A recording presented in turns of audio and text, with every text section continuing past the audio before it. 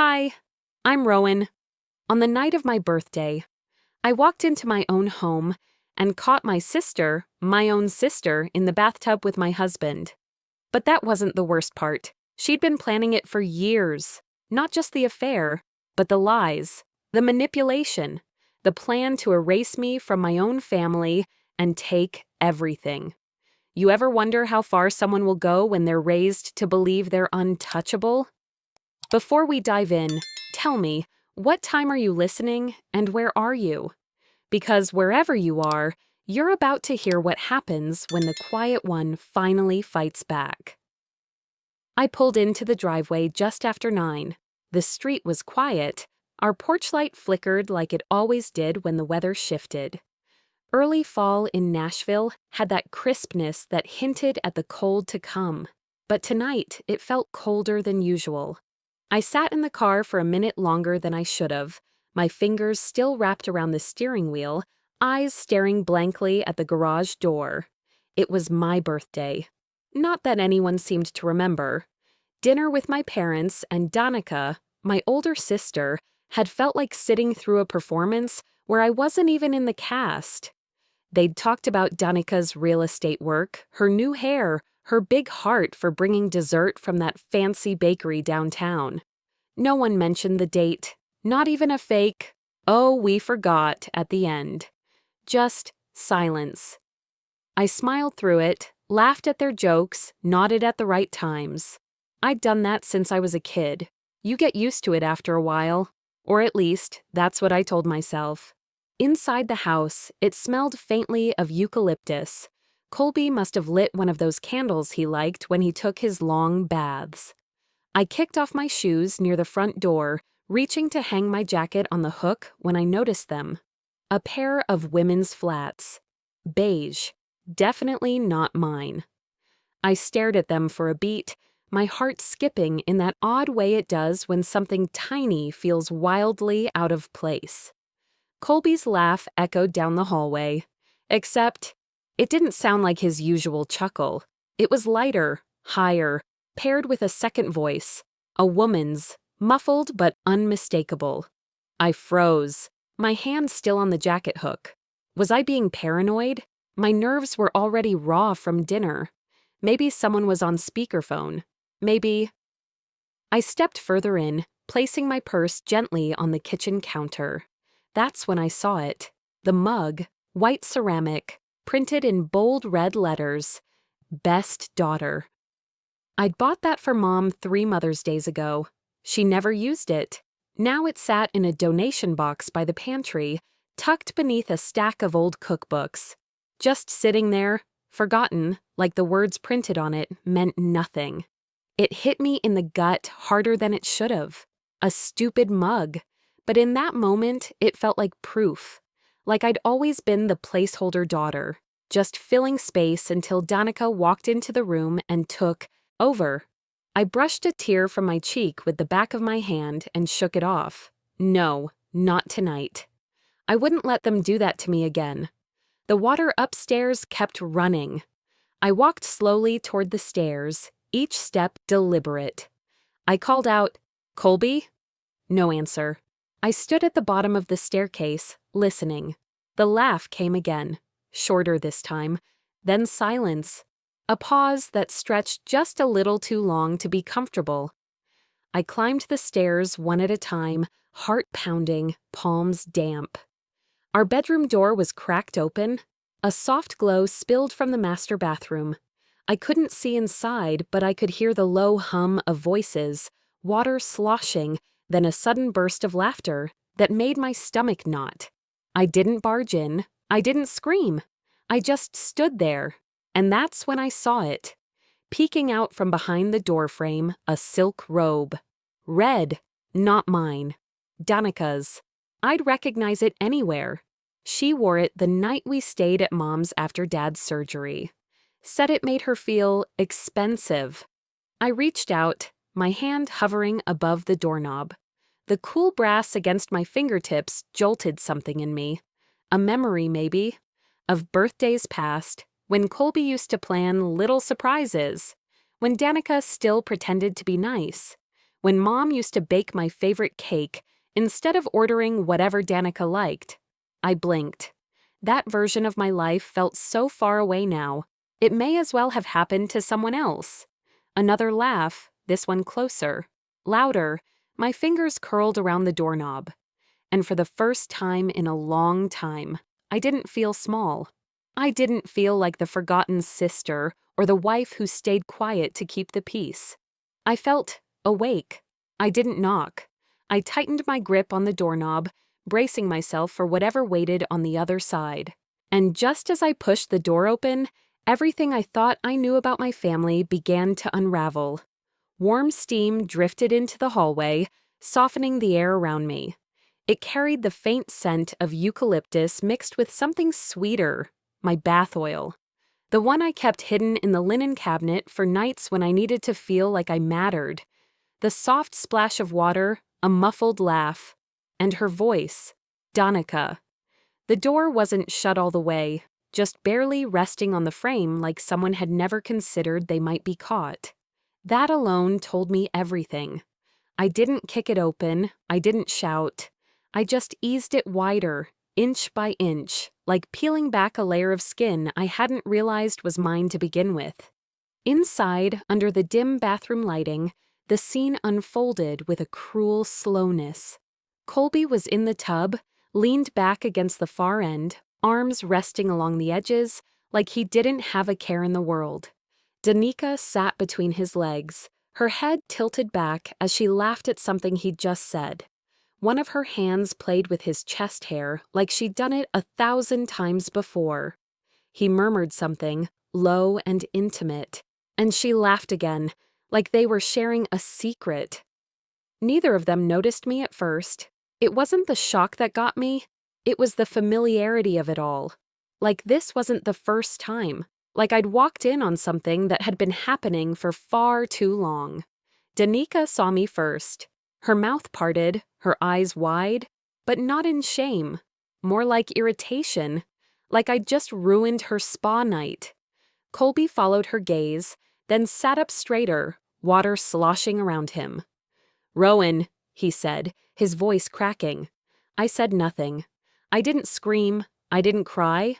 I just looked at them, the people I'd trusted more than anyone in the world, and felt something inside me fracture, not loud, not dramatic, just a clean break. Danica opened her mouth. "It's not what," but I was already stepping back. I closed the door, not slammed, just shut it, quietly, like you do when someone's asleep in the next room. Then I turned the lock. There was a beat of silence before Colby's voice broke through. "Rowan, what are you doing? Open the door." Then Danica, "You're being ridiculous. This is childish." I walked away, down the stairs, each step steadier than the last. My phone sat on the kitchen counter, next to the donation box and that stupid mug. Best daughter.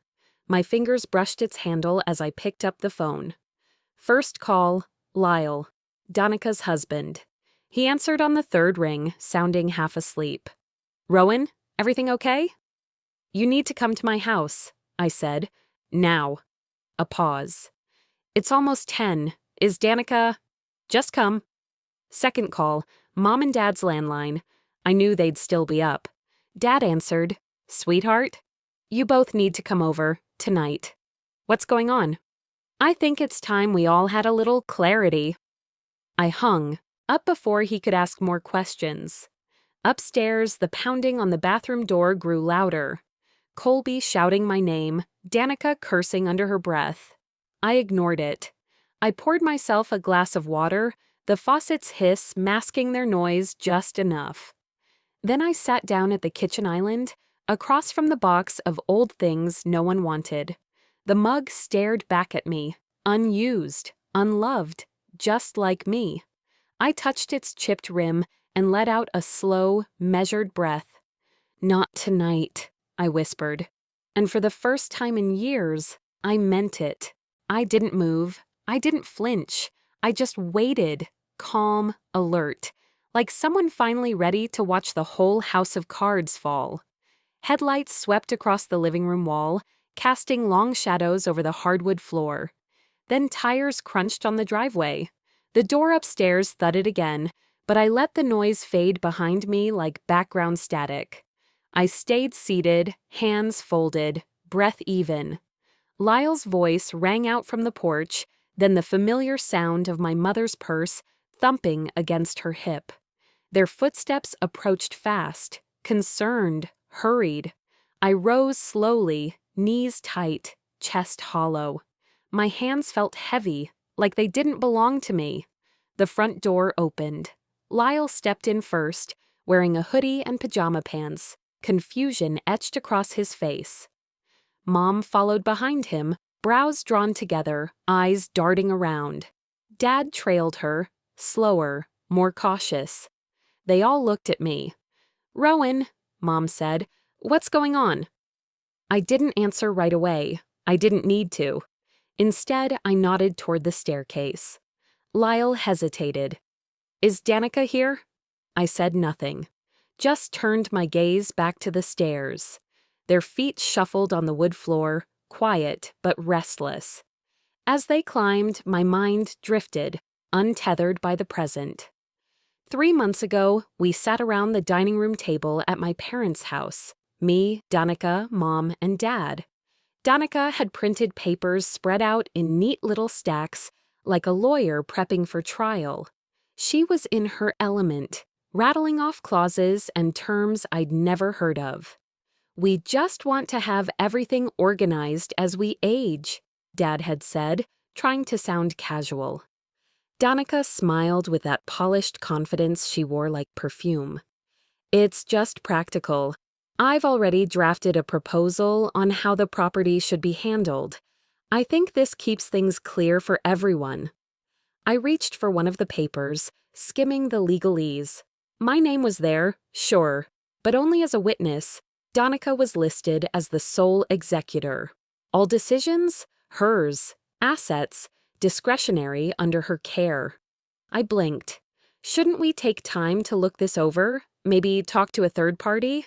Danica laughed, short and tight. "You're overthinking again, Rowan. This is standard." Mom nodded, not quite looking at me. Dad sipped his coffee. I tried again. "This contract gives you complete control." Danica didn't even flinch. Someone has to be the adult in the room.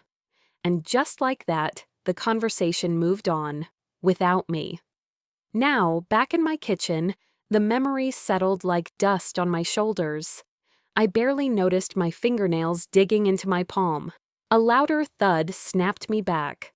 Upstairs, the voices behind the locked door rose, Danica's shrill and defensive, Colby's tight and panicked. I didn't need to make sense of the words. The tone said enough. I heard Lyle stop. I imagined him pressing his ear to the door. Mom's breath caught. Dad's low voice murmured something I couldn't catch, then silence. I stayed at the bottom of the stairs, grounded like a sentinel. "You called us here," Mom finally said, "but this can't be right. Are you sure?" "I didn't ask you to believe me," I said quietly, eyes fixed on the railing. "I asked you to see for yourselves." There was a pause, long enough to feel like a verdict. Another memory tugged at me, just a few weeks back. I had asked Colby where our joint savings had gone. I'd noticed the balance drop, statements missing. He shrugged it off, avoiding my eyes. "Don't start with that again. You always think someone's out to get you." He made me feel small, paranoid, like I was asking for too much just by wanting to know where our money was going. Now I knew. It had been going towards eucalyptus oil, spa nights, and secrets shared in steam. Upstairs, Lyle knocked once on the door, then again, more forcefully. "Danica?" His voice cracked. "Open the door." I couldn't see his face, but I didn't need to. I heard it in his tone, something unraveling. "I told you," I said, mostly to myself, but loud enough for them to hear. "I told you no one listens until it's too late." Mom turned to me, finally looking at me, not around me, not through me. "Rowan, How long? Long enough. Her lips parted, but she said nothing. For the first time in my life, she didn't have a defense for Danica.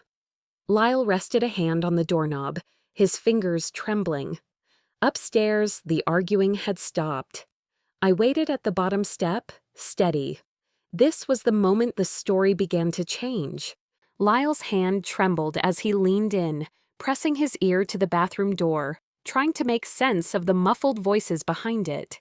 Then, as if something in him snapped, he slammed his fist against the wood with a force that startled everyone. "Danica!" he shouted, voice cracking. "Open this door, right now!" Our parents flinched. Mom clutched her cardigan tighter, glancing at me as if silently pleading for this to be a mistake. Dad's face was pale, unmoving, like he was still trying to catch up with what he'd just walked into.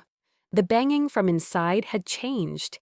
It was frantic now, slaps against the wall, the thump of feet shifting in panic.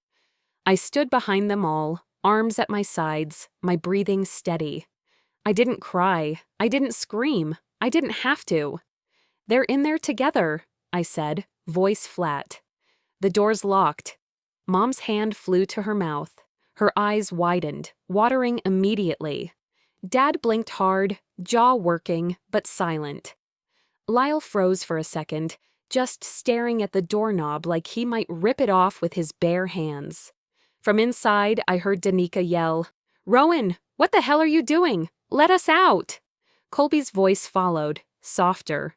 "Ro, come on. This isn't what it looks like." The bathroom door rattled with every hit from inside. It didn't move. Lyle turned to me, disbelief and rage chasing each other across his face. "How long has this been going on?" I looked him straight in the eye. "Long enough they weren't worried about me coming home." The air around us shifted. Even the hallway light felt harsher now, casting sharp shadows over everyone's faces. My father finally spoke, voice barely above a whisper. "Why didn't you confront them earlier?" I answered with the same quiet calm. "Because if I said it, you wouldn't believe me. So I asked you to come see." That landed like a slap in the hallway. My mother's shoulders slumped, her eyes darting toward the floor. For a second, no one spoke, no one moved. The weight of my words hung between us, heavier than the door itself. Then Danica's tone changed. I could hear her clearly now, her voice cracking, trembling. "Rowan, please, you're making a scene. You always twist things. You always blow things out of proportion. Let us talk. You misunderstood, again." I almost smiled. It was textbook. The flip from righteous indignation to fragile victim in seconds. Colby jumped in, voice pleading. "Honey, open the door. We can explain everything." Behind the polished phrases and pitiful tone was the same old playbook. Gaslight, deflect, guilt. "She's lying," Danica cried out. "I slipped. I hit my head on the faucet. He was helping me. Nothing happened." My mother's head snapped up. "She slipped?" I didn't let her run with it. "She wasn't wearing anything when I opened that door." The words sat there, heavy, final. I delivered them with the same detachment I'd held all evening. Wasn't about to soften the blow. They deserved the full truth. Silence. For a moment, all I heard was the faint buzz of the hallway light and the shallow breathing of 4 stunned people.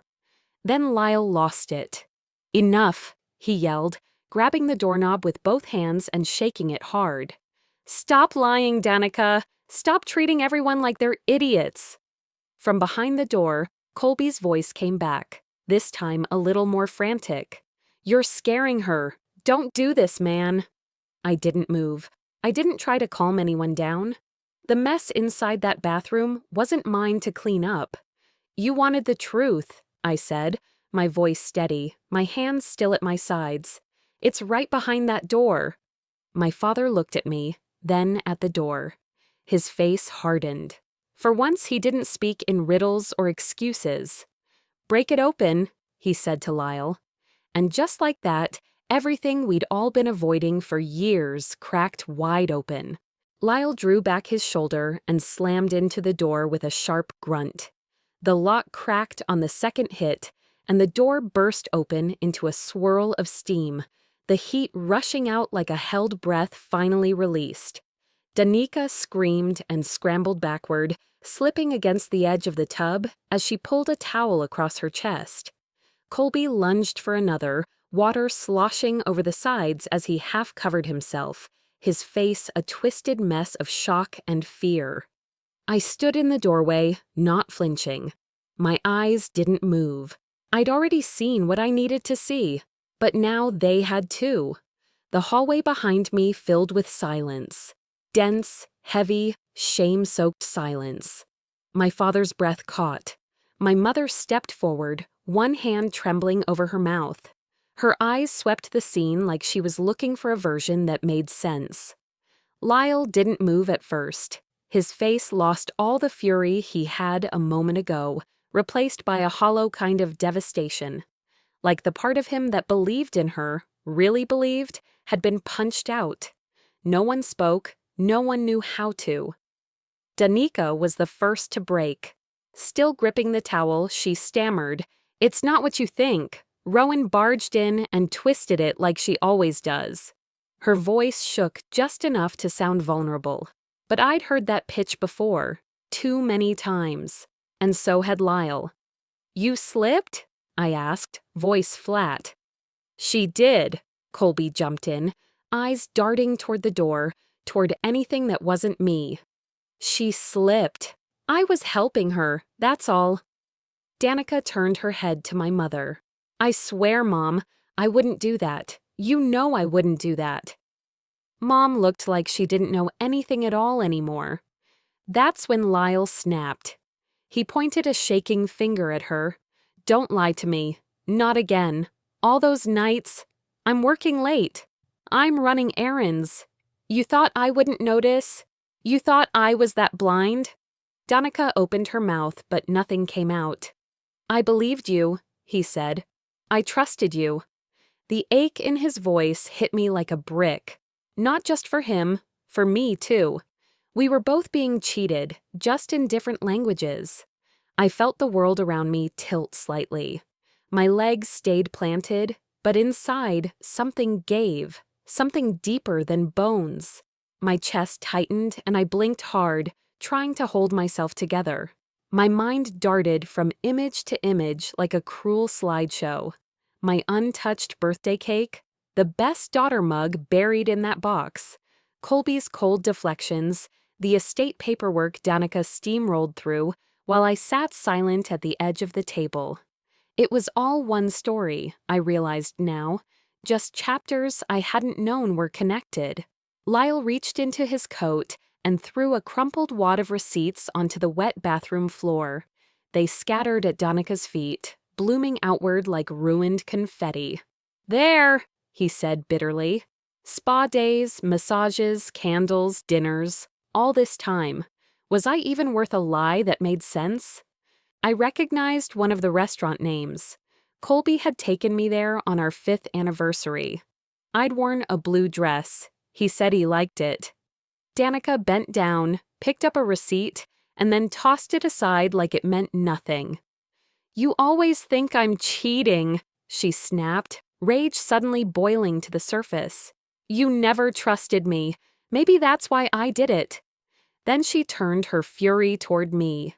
"This is what you wanted, isn't it? To ruin me. You've hated me since we were kids.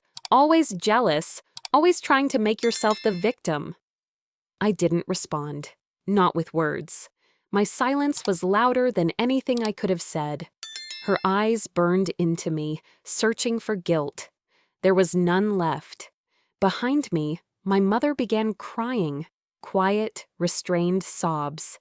Dad put a hand on her back, but he didn't say a word.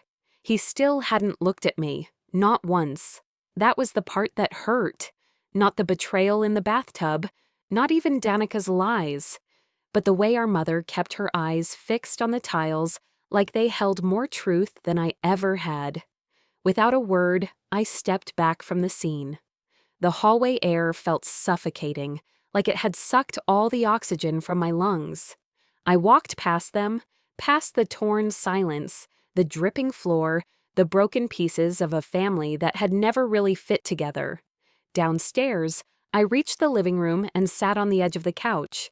The lights were too bright. The quiet was too sharp. I pressed my palms into my thighs and stared at the wall across from me. And for the first time, I said the words, barely audible, just for myself. I don't know who I am without trying to please them. I didn't cry. I didn't scream. I just sat there, suddenly unsure what pieces of me were mine and which ones had only ever been shaped by their approval. I sank onto the edge of the couch, shaking, unable to tell if I felt empty or about to explode. My hands were cold, despite the sweat on my skin, and the air around me felt thick, as if grief had its own humidity. I wrapped my arms around myself and stared into the quiet. A moment later, I heard footsteps on the stairs, lighter ones, tentative. My mother appeared at the bottom, clutching the banister like it was the only solid thing left in her world.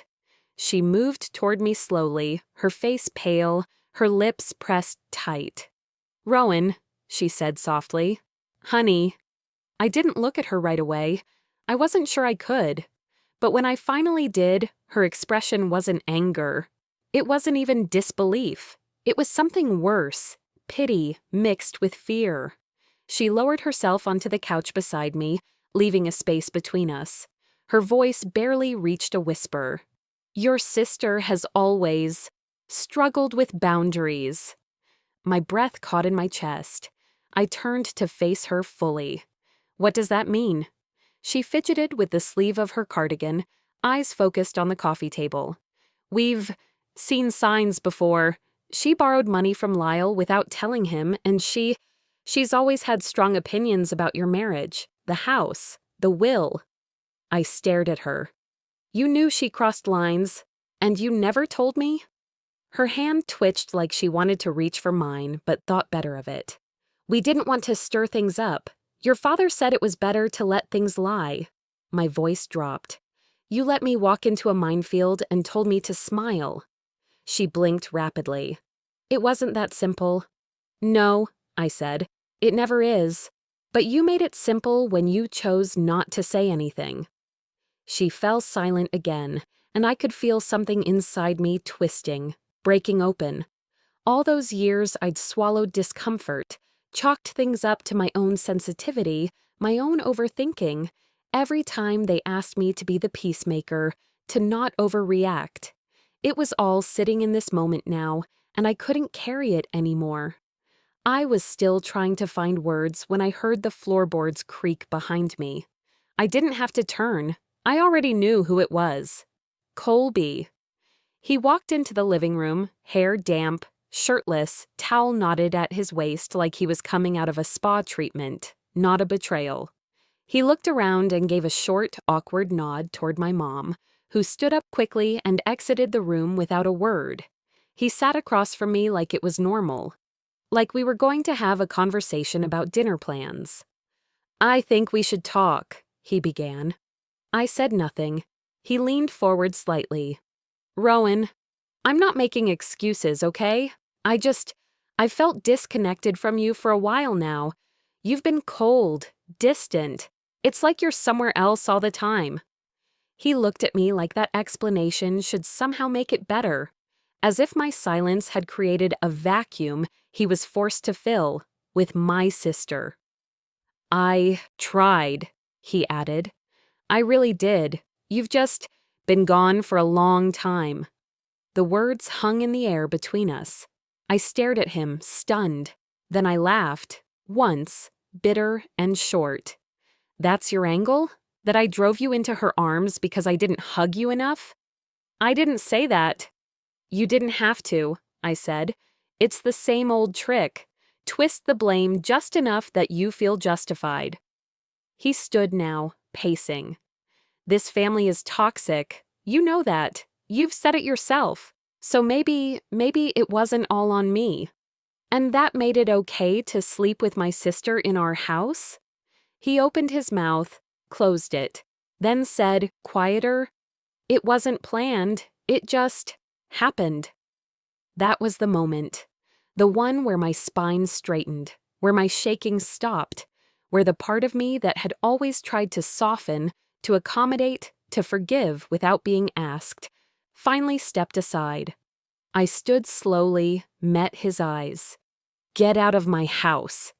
His eyes widened. "Rowan, come on, let's not do this here, not with your family. Out. Can we just talk privately?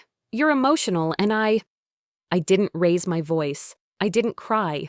I simply repeated, with calm I didn't know I had, "Get out." Footsteps on the stairs made both of us look up. My father appeared at the edge of the hallway, face set, arms folded. He didn't say much, but what he said mattered. "You heard her," he said to Colby. "Get your things and go." Colby stared at him, stunned, then looked back at me like he couldn't quite believe this was happening. I turned away from him, walked to the window, and waited. Behind me, I heard Colby muttering under his breath, gathering his clothes from the hallway floor. The front door opened, then slammed shut. Only then did I let my shoulders drop. Only then did I breathe. Colby grabbed his clothes from the hallway floor, muttering under his breath as he stormed out into the night. The door slammed so hard the picture frames on the wall rattled. I stood there, listening to the echo fade, trying to steady my breathing, trying to understand how my life had twisted itself into something I barely recognized. Before I could gather myself, I heard a sharp sniff from upstairs. When I looked up, Danica was standing at the top of the staircase. Her mascara was smeared, her hair tangled, and her expression as fierce as I'd ever seen it. She didn't look ashamed. She didn't even look embarrassed. She looked furious at me. I stayed at the bottom of the stairs, my hands resting on the railing, grounding myself. She descended a few steps, her voice trembling, not with grief but with accusation. "I can't believe you did this to me," she said. I blinked. "Did what to you?" She threw her arms out, wild and theatrical. "You set me up." A humorless breath escaped me. "Set you up? Danica, you were in my bathtub with my husband." "You showed up early," she snapped. "You planned it. You wanted to humiliate me. You've always been jealous of me." I heard my father's footsteps behind her. My mother hovered near the hallway, eyes red. Lyle stood stiffly near the bathroom doorway, his hands in tight fists. Danica wasn't done. "You wanted everyone to turn on me," she said. "You orchestrated this whole thing. You're always playing the victim, and now you've dragged all of us into your drama." Her voice cracked into a hysterical pitch, the kind she used when she wanted people to feel sorry for her. I didn't move. I didn't raise my voice. I didn't even blink. I just watched her unravel. My mother took a shaky step forward. "Danica, please, stop."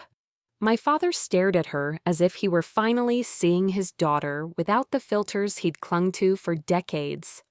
Lyle looked like a man trying to hold himself together with broken string. I felt something shift inside me. Something clean, something sharp. This was who she had always been. This was who they had always let her be. Before I could speak, Lyle stepped forward. His voice was tight, low. "Danica," he said, "there's something Rowan needs to see too." Danica's head snapped toward him. "No, Lyle, stop. Don't start this." He swallowed hard and looked at me. After Colby ran off, I went upstairs to gather her things. "I heard something under your dresser, Rowan. I pulled it out." He held out a small flash drive and a manila folder. My stomach tightened. Danica lunged toward him, reaching for both items, but my father stepped between them, holding her back with one arm. "Give it to me," she yelled. "You don't know what you're touching." Her voice cracked on the last word, panic leaking through the rage. I reached for the folder, my fingers trembling. The paper felt heavy, almost damp from the tension in the air. Slowly, I opened it. The The first page was a bank statement, my bank statement. Money had been moved out in small amounts, $50 here, $80 there, labeled as family expenses. I had never approved any of it. My mouth went dry. Behind the statements were printed copies of emails addressed to my parents, emails written from an account that used my name, emails I had never sent. They questioned my ability to handle responsibility and suggested Danica should step in. A chill spread across my shoulders. At the bottom of the stack sat a typed letter, unfinished but unmistakable. A letter to an attorney stating that I wished to forfeit my share of my parents' estate. My hand shook so badly the page rattled. I looked up at Danica. She was shaking too, but her expression was all teeth and fury. "It wasn't finalized," she yelled. "I was protecting the family. You don't care about them the way I do." I closed the folder. When I spoke, my voice felt foreign, low, steady, almost quiet enough to be mistaken for calm. "How long have you been planning this?" Danica's mouth opened, closed, opened again. She started throwing words around. Stress, family pressure, misunderstandings, but none of it landed. "You were going to erase me," I said softly. She froze. My father reached for the folder, scanning the documents, his face draining of color. My mother covered her mouth, tears spilling over her fingers. Lyle stepped away from Danica, his shoulders slumped as if a heavy truth had finally settled onto him. No one spoke. No one moved. The house felt like it was holding its breath. And then, in the smallest voice I had ever heard her use, my mother whispered the question none of us expected. My mother's question hung in the air like something alive. "Danica, did Colby know about the inheritance plan?" Everything in the room froze. Even the air felt still. Danica didn't answer right away, and that single beat of hesitation told every one of us the truth she was scrambling to bury.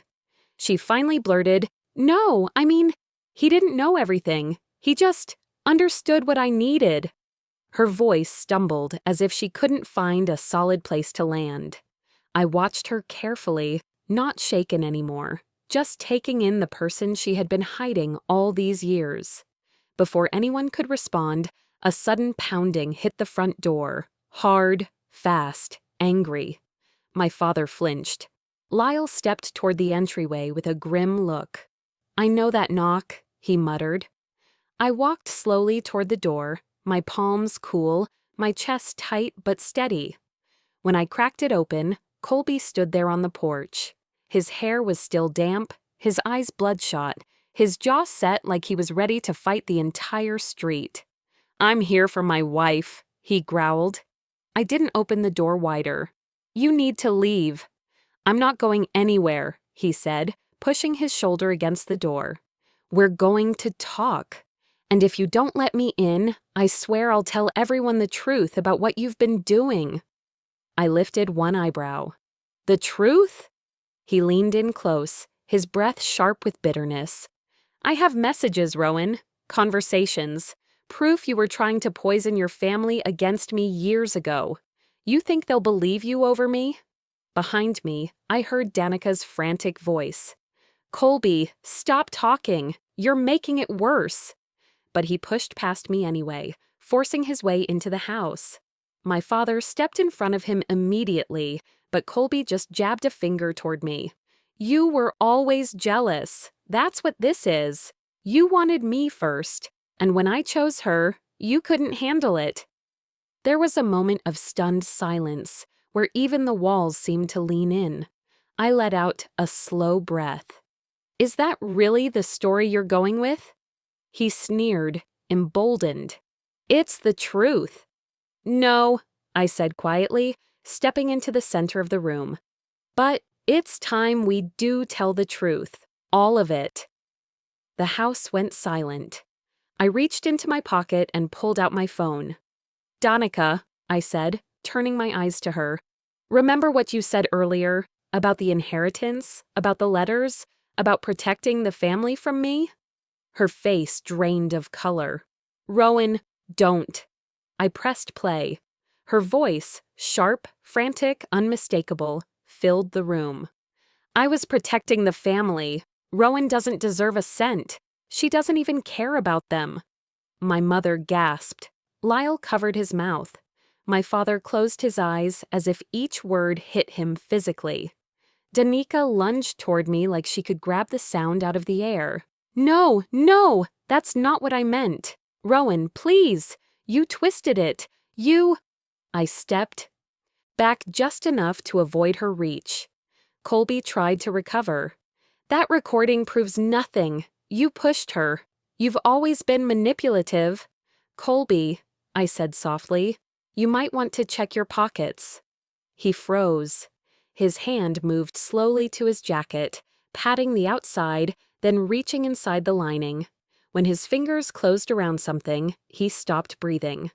He pulled out the flash drive, the same one Lyle found under my dresser, the same one containing every message they exchanged about using me and removing my claim. The room tilted into silence. Danica screamed, "Give it to me! Colby, give it to me right now!" But he couldn't look away from it.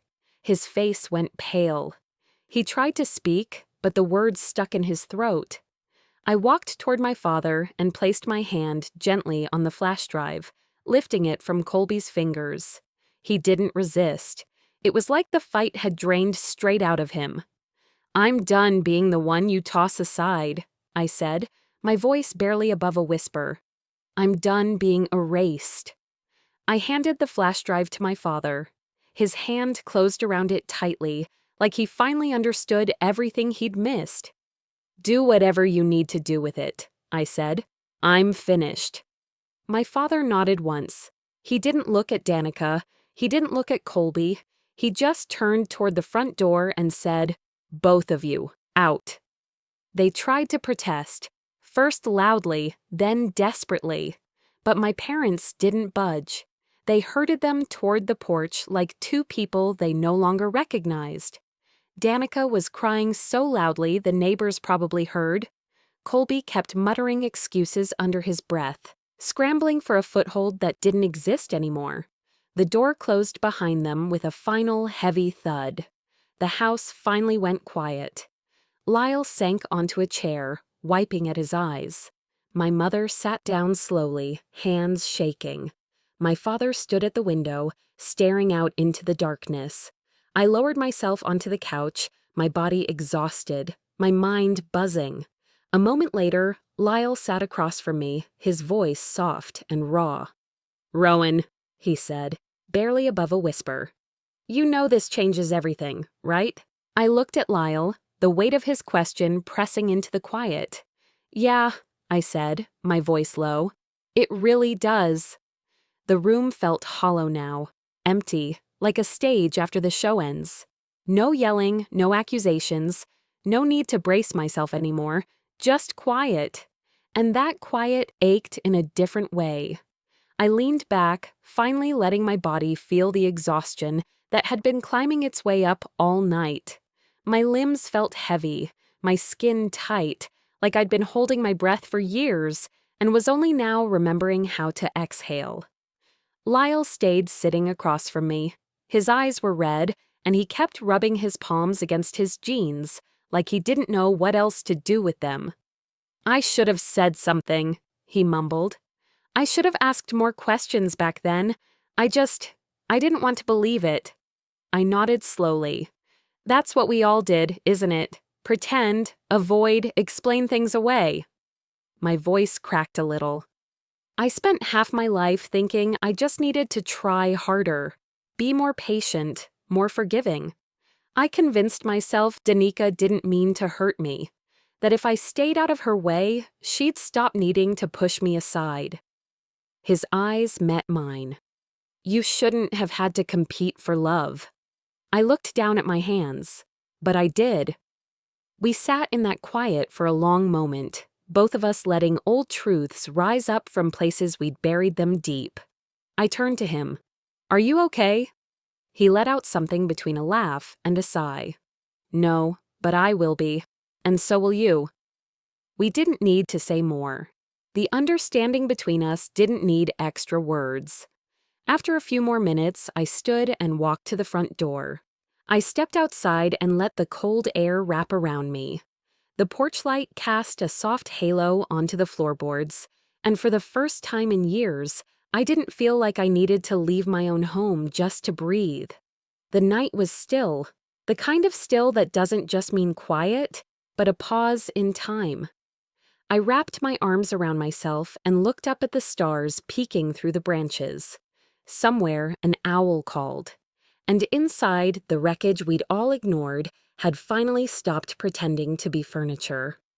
I stood there thinking about birthdays where Danica took over the spotlight. The way my parents always excused it. She's just more outgoing, honey. I thought about every time I was told I was too emotional, too sensitive, too much. Every time I swallowed my voice just to keep peace that never really existed. Tonight didn't break me. It broke the story I'd been forced to live in. The door creaked open behind me. My parents stepped out. They didn't sit right away, just stood with me for a moment in silence. Then my dad slowly lowered himself onto the step beside me. "We failed you," he said, eyes fixed ahead. "We didn't see it, or maybe we didn't want to." My mom sat down next to me. Her hand hovered, uncertain, then landed gently over mine. Her skin was cold. Her fingers trembled. I didn't say, "It's okay," because it wasn't. Not yet. "I need time," I said quietly. "And I need boundaries." They both nodded. My dad gave a quiet, "Of course." My mom squeezed my hand, then let it go without asking for more. A week passed.